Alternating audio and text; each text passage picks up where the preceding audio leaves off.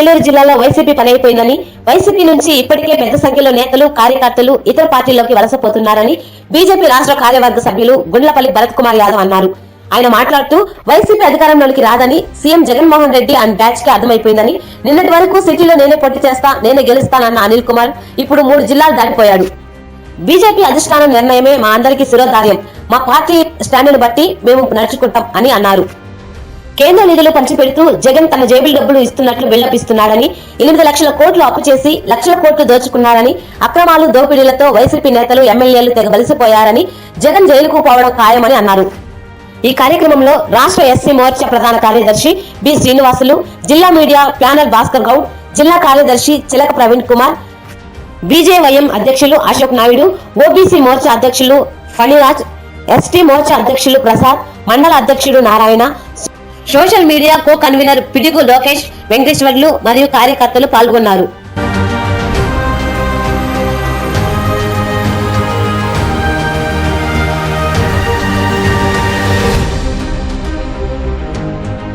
B Srinivasulu గారు,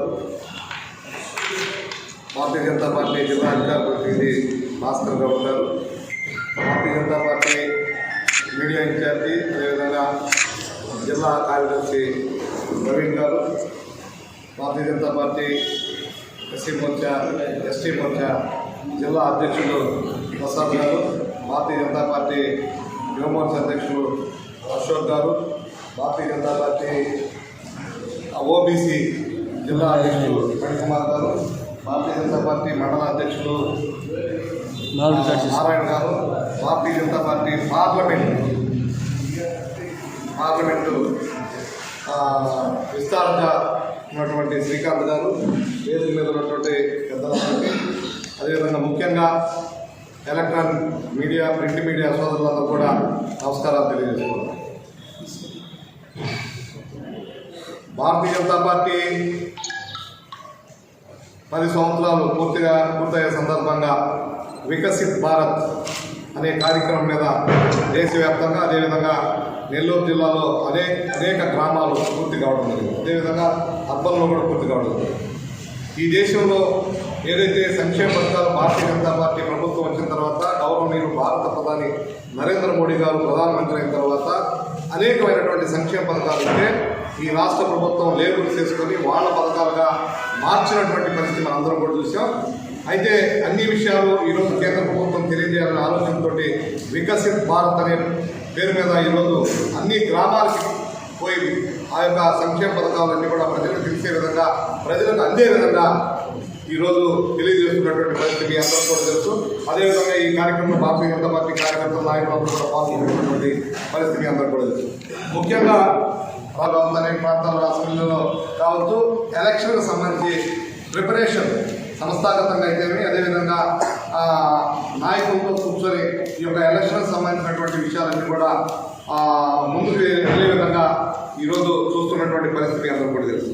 అయితే 22 రాబోయేటువంటి 22 ప్రజాపోరు 2 భాగంగా ఆ రోజు పెద్ద ఎత్తున ఈ యొక్క జిల్లాలో కావచ్చు, అదేవిధంగా అసెంబ్లీలో కావచ్చు, పెద్ద ఎత్తున ప్రజాపోరు అనే కార్యక్రమం మీద గ్రామాలకు వెళ్ళి ఈ యొక్క వైఎస్ఆర్సీపీ దుర్మార్గ దౌర్జన్య దహనకాండ అనేటువంటి విషయాల మీద ప్రచారం చేయబోతా ఉన్నాం. దానిలో భాగంగా అదేవిధంగా భారతీయ జనతా పార్టీ ఏదైతే సంక్షేమ పథకాల అభివృద్ధి కార్యక్రమాలన్నీ కూడా ఈ యొక్క ప్రజలకు కూడా తెలియజేస్తున్నా అని చెప్పి మీ అందరూ కూడా తెలియజేస్తున్నాం. దానిలో భాగంగా రేపు గౌరవ రాష్ట్ర అధ్యక్షులు వారు రేపు నెల్లూరు వస్తూ ఉన్నారు. రేపు నెల్లూరు వచ్చి కార్యకర్తలు, ముఖ్యమైన కార్యకర్తలు, అదేవిధంగా బూత్ లెవెల్ కార్యకర్తలు, శక్తి కేంద్రాలు అందరితో కూడా కూర్చొని వారందరినీ కూడా వారికి సందేశం ఇచ్చేటువంటి పరిస్థితి ప్రదర్శిస్తారు. పెద్ద ఎత్తున జిల్లాలో పర్యటనలో భాగంగా రేపు నెల్లూరు కూడా వస్తున్నటువంటి విషయం మీ అందరూ కూడా తెలియజేస్తున్నాం.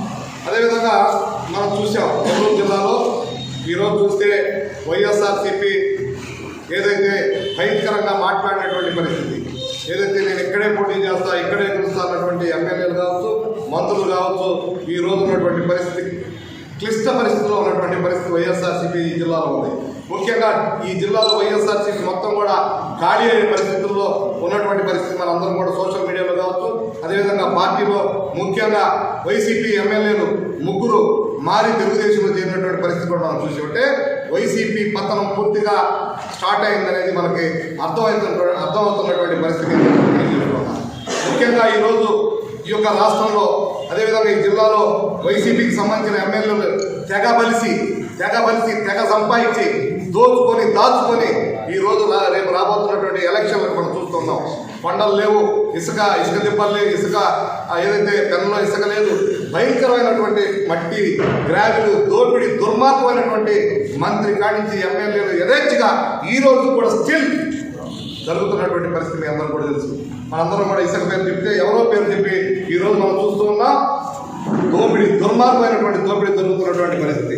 తెగ బలిసినటువంటి ఎమ్మెల్యేలని ఈరోజు గ్రామాలకు వస్తే అదేవిధంగా పట్టణాలు కూడా చెప్పులతో తరుముకునే పరిస్థితి ఈరోజు వైసీపీకి ఉందని చెప్పి మీ అందరూ కూడా తెలియజేస్తుంది. ఎందుకంటే ఇంత దుర్మార్గమైనటువంటి ప్రభుత్వాన్ని మనం ఎప్పుడు చూసినటువంటి పరిస్థితి లేదు. నేను రాజకీయాల్లో ఉన్నాక మీరు కూడా ప్రస్తుతం చాలా సంవత్సరాలు ఉన్నారు, కానీ ఎప్పుడు కూడా ఇలాంటి తెగబలిసినటువంటి ఎమ్మెల్యేలు, దుర్మార్గమైనటువంటి ఎమ్మెల్యేలు, రౌడీజం చేసిన ఎమ్మెల్యేలు, హత్యలు చేయించిన ఎమ్మెల్యేలు, హత్యలు కావించిన మంత్రులు, ఇలాంటి దుర్మార్గమైనటువంటి వైఎస్ఆర్సీపీ ప్రభుత్వాన్ని ప్రజలందరూ కూడా గమనిస్తున్నారు. ఏ క్షణం ఎలక్షన్స్ వద్దా, ఏ క్షణంలో వారిని ఇంటికి పంపేయాలని చెప్పి ఈరోజు చూస్తున్నటువంటి పరిస్థితి మనందరం కూడా చూసాం.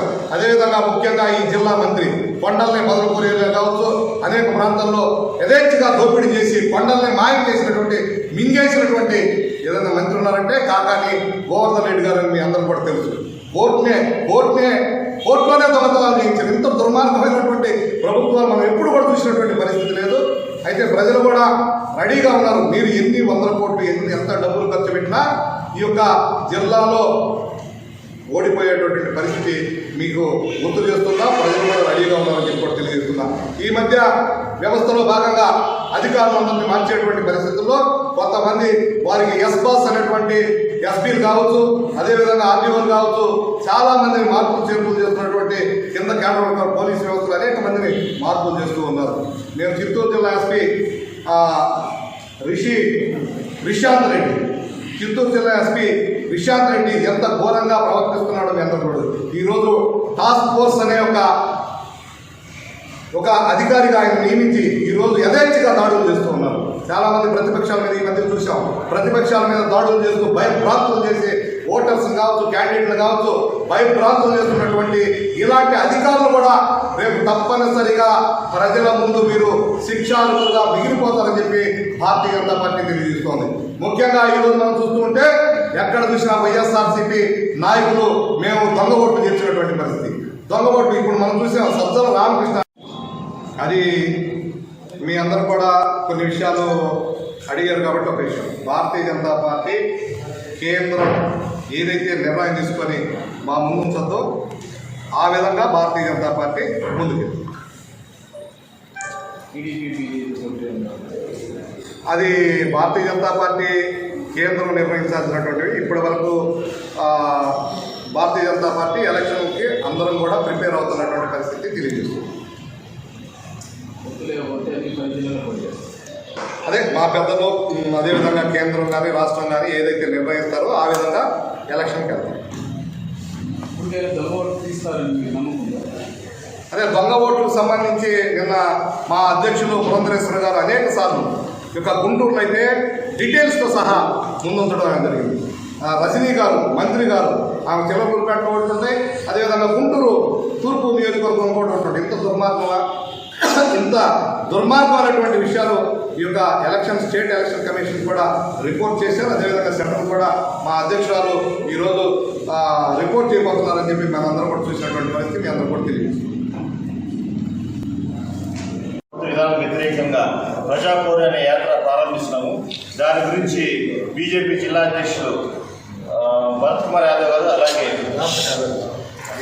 రాష్ట్ర కార్యవర్గ సభ్యులు భరత్ కుమార్ యాదవ్ గారు, అలాగే మీడియా ప్యానల్ సభ్యులు భాస్కర్ గౌడ్ గారు, రాష్ట్ర SC Morcha general secretary Srinivas గారు, ఎస్టీ మోర్చా జిల్లా అధ్యక్షుడు ప్రసాద్ గారు, శ్రీనివాసులు గారు, యువ మోర్చా జిల్లా అధ్యక్షుడు అశోక్ నాయుడు గారు, ఓబీసీ మోర్చా జిల్లా అధ్యక్షుడు ఎస్ఎన్ మండరాజు గారు, బీజేపీ జిల్లా ప్రచార శ్రీకాంత్ గారు, సోలాస్పేట్ మండల ప్రెసిడెంట్ నారాయణరావు గారు, మిగతా వాళ్ళందరూ ఇక్కడ ఇచ్చేస్తున్నారు. ముఖ్యంగా ఈరోజు ఈ నెల నుంచి ఈ నెల 21వ తారీఖు జరగబో ప్రజాయాత్ర గురించి బీజేపీ రాష్ట్ర కార్యదర్శులు భరత్ కుమార్ గారు వివరిస్తారు మీకు. ఓకే.